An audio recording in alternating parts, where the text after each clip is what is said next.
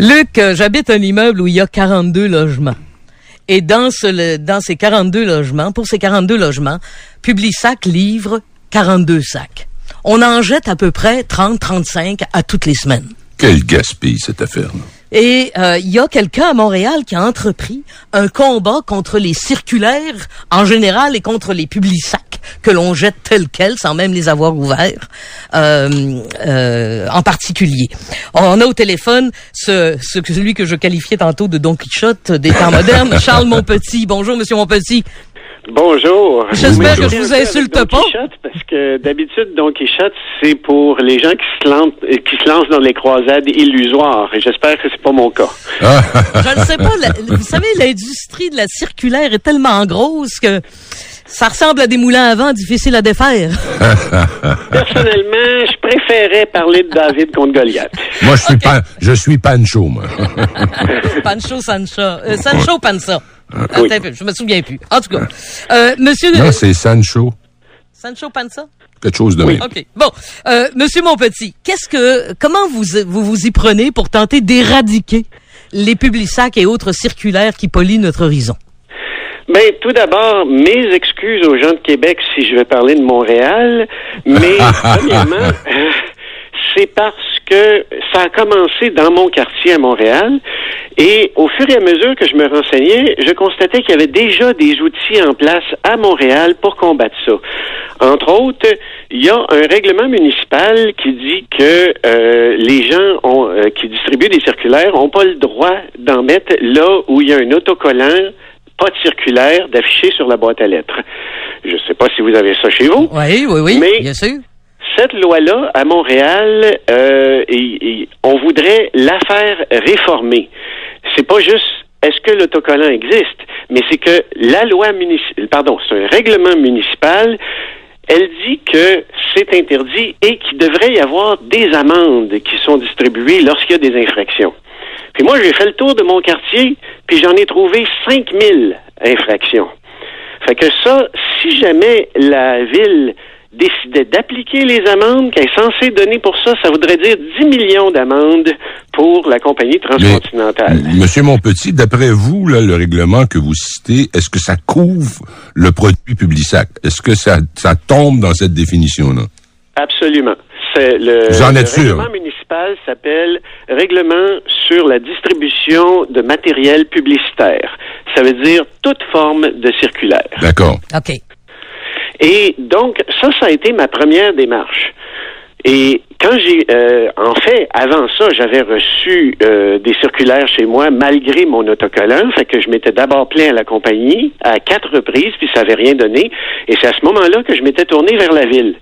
Sauf que j'ai constaté que la ville se contentait d'envoyer des avertissements ou tout simplement de faire suivre mes plaintes à la compagnie. Puis là, la compagnie me répondait, même chose qu'avant. Ils me disaient, on va régler ça, puis c'était pas plus réglé. Alors, je me suis dit, je vais aller au conseil municipal de mon quartier, dans Rosemont, puis j'ai utilisé la période de questions pour leur demander, puis quand est-ce que, vu que les messages qui sont envoyés de ma part ou de la part de la ville sont ignorés par la compagnie, puis qu'il n'y a pas de changement sur le terrain, quand est-ce que les amendes vont commencer?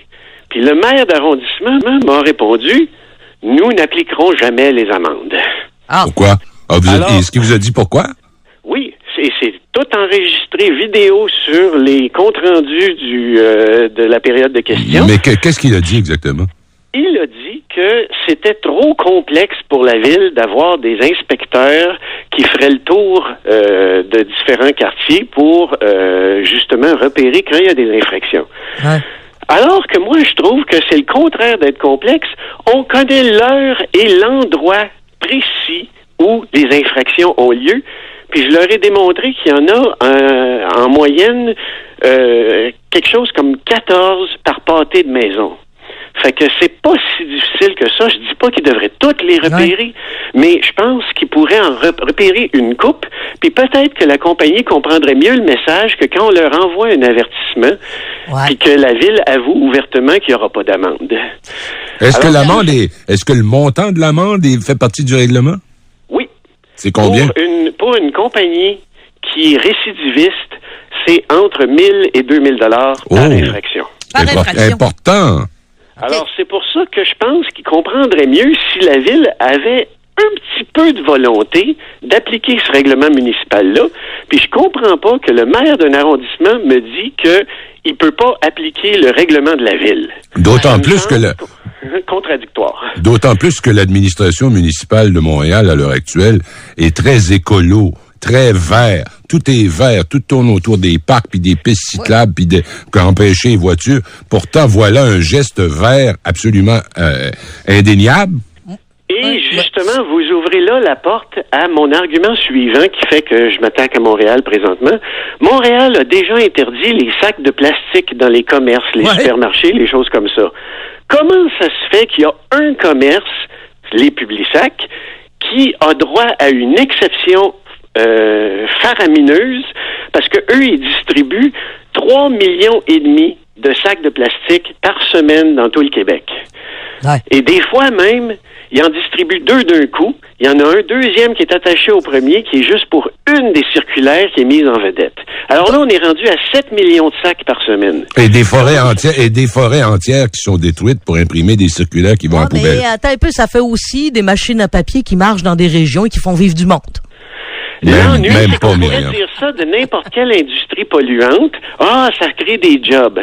On pourrait dire ça pour les pipelines. On pourrait dire ça pour n'importe Les pipelines sont pas dans cette l'environnement. Les pipelines ne détruisent pas l'environnement, monsieur. Je pense que vous êtes complètement dans le champ avec ça. Mais pour ce qui est, je faisais un peu l'avocat du diable avec le papier, mais en fait, que ceux qui veulent recevoir ces circulaires-là les reçoivent et que les autres puissent en être exemptés, c'est un minimum. Et c'est finalement la proposition que je vais ultimement faire avec une troisième chose qu'on a à Montréal.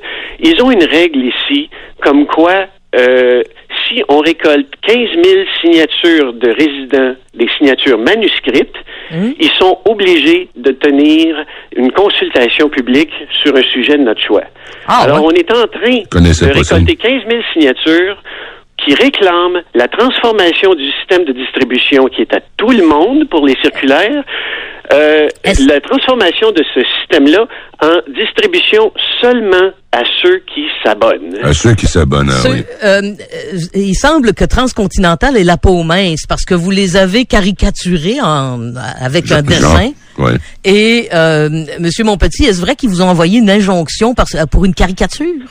Effectivement, le mouvement anti-Publisac que j'ai fondé a une page Facebook qui s'appelle Facebook Anti-Publisac. Et pour présenter le sujet, j'ai fait un petit résumé en haut de la page que j'ai accompagné d'un petit dessin que je trouvais cute.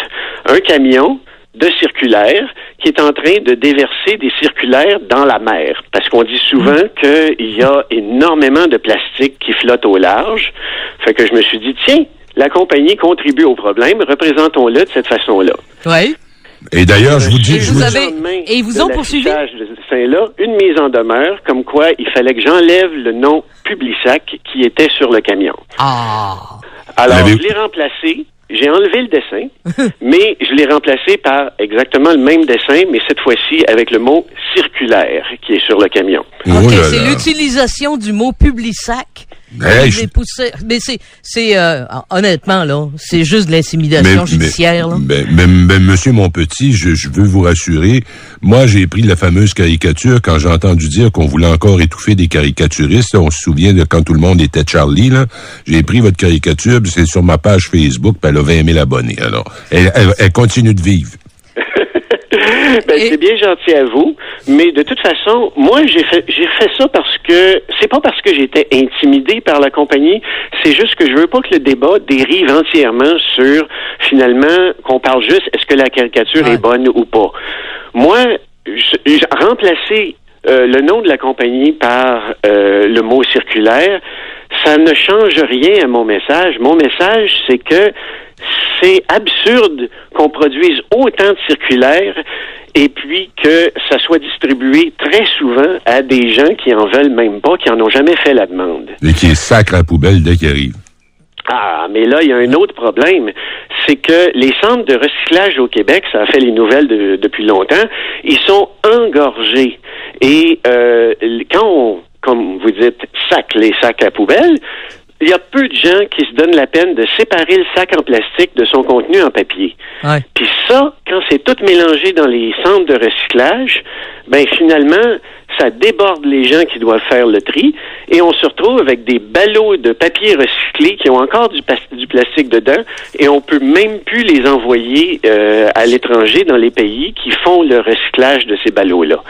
Alors, il me semble que ça, c'est la deuxième chose que notre pétition va demander à Montréal, en plus de procéder par abonnement, c'est, pour les abonnements, on ne devrait plus utiliser des sacs de plastique, comme c'est déjà le cas dans les commerces. D'autant plus que tous les Publisac, toutes les circulaires sont faciles maintenant à obtenir sur ordinateur, sur tablette, sur téléphone. Ben voilà, c'est un des beaux côtés de la numérisation de nos sociétés, c'est que abattre des forêts pour faire ce genre de choses, c'est maintenant quelque chose qu'on n'a plus à faire.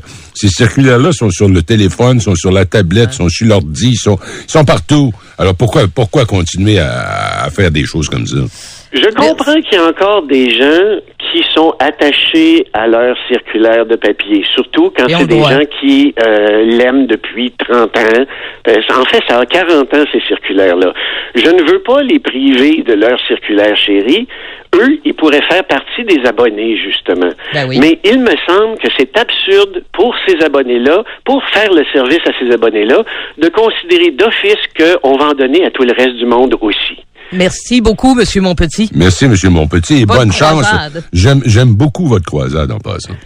Et j'invite ceux de vos auditeurs qui ont du monde dans leur famille à Montréal à faire passer le message. On est en train de collecter les signatures des gens de Montréal pour faire changer les choses. Quand la Ville aura donné l'exemple, après ça, je pense que Québec pourrait suivre.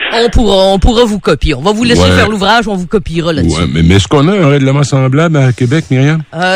Je ne sais pas jusqu'où on a un règlement. Merci, Monsieur Monpetit. Merci. Au revoir. Charles Monpetit j'aimerais qu'on vérifie. Qui affronte le Goliath des circulaires. Est-ce que Mathieu pourrait vérifier pour nous si la Ville a un règlement comparable? Parce que franchement, c'est un combat que je trouve. Tu sais, il est tout le temps question de gaz à effet de serre, puis de l'environnement, puis de l'écologie. Mais quand on a des affaires aussi faciles et aussi simples que celle-là, agissons. Je te parlais du colibri hier, là, qui va porter sa goutte d'eau sur l'incendie de forêt. Moi, à chaque fois que je ramasse pas le Publisac, mais je sais que le fait que je ne le ramasse pas, ça ne change strictement rien. Parce que de toute façon, il va être composté, il va être mis au vidange. Bon. Est-ce que je t'ai raconté la semaine dernière comment est-ce que j'avais découvert au Japon qui ont commencé à faire le week-end dernier à Trois-Rivières une base d'essai?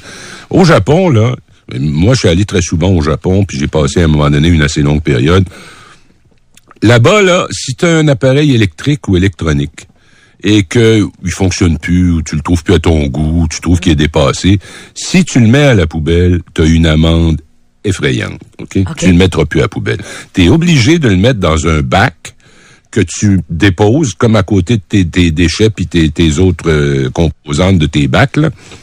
Puis là, il y a un service national qui ramasse tout ça et il les amène dans des ateliers où ils sont reconditionnés et distribués sur la base de d'abord les étudiants. Ensuite, les plus pauvres de la société. Alors, il y a des ordinateurs, il y a des téléphones portables, il y a des grille-pains, il y a tout ce que tu veux. Tu n'as pas le droit de le mettre aux déchets. Ils sont d'abord reconditionnés et ceux qui ne sont pas reconditionnables, ils sont coupés en morceaux pour être sûr que les métaux, qui sont parfois extrêmement nocifs pour l'environnement, ne se retrouvent pas avec les déchets normaux. Et ainsi, je pense que c'est un geste écologique extrêmement brillant. Et pourquoi on ferait pas ça ici à Trois-Rivières le week-end dernier pour faire contre-pied, si tu veux, au Vendredi fou? Il y a un groupe d'informaticiens puis de techniciens en électricité électronique, tout ça, qui se sont mis ensemble puis ont dit, amenez-nous vos trucs que vous pensez qui sont prêts pour la poubelle. On est peut-être capable de les reconditionner et leur redonner vie. Moi, je trouve que c'est toute une série de petits gestes comme ça qui fait qu'on agit de façon intelligente au lieu de tenir des espèces de discours à l'emporte-pièce. Puis... J'avais ça à Chicoutimi. Je pouvais aller porter mes appareils, mes vieux appareils, là. Je pouvais aller les porter au CEFER, qui est une entreprise qui est en association avec une commission scolaire, où des étudiants défont les appareils, récupèrent tout ce qui est récupérable. puis arrive à en reconditionner un certain nombre pour les remettre sur le marché. Ben déjà, c'est fantastique, tu vois, mais quand des étudiants vont à l'université à Tokyo, ils viennent d'une autre région éloignée du Japon, comme tout le monde, ils vont aller dans une résidence d'étudiants, puis ils vont voir ce qu'ils veulent avoir, un téléviseur, ça va leur coûter 25$, un téléviseur couleur. Ils vont avoir un téléphone portable, ils vont avoir une imprimante d'ordinateur, elle est pas la toute dernier cri, mais elle fonctionne parfaitement. Et c'est pas un choix, c'est une loi qui s'applique, c'est une façon de nettoyer l'environnement.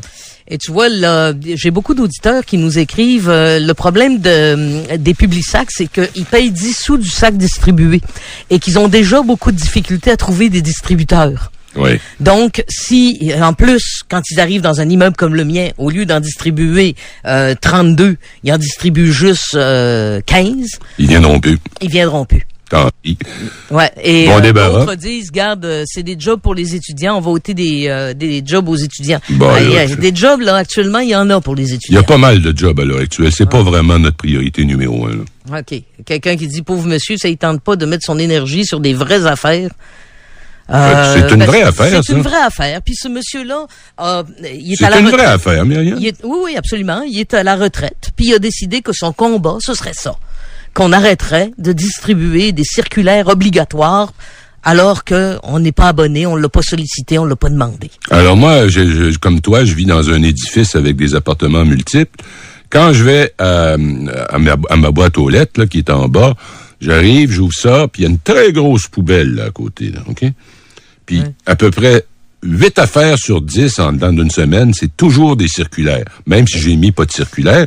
Puis tu vois que tous mes voisins font la même chose que moi parce que la grosse poubelle qui est là est remplie à rebord de circulaires que le monde sac à poubelle. C'est drôle, hein, parce que Transcontinental, pour répliquer au monsieur, prétend que 87% des gens qui reçoivent le Publisac le regardent. Non.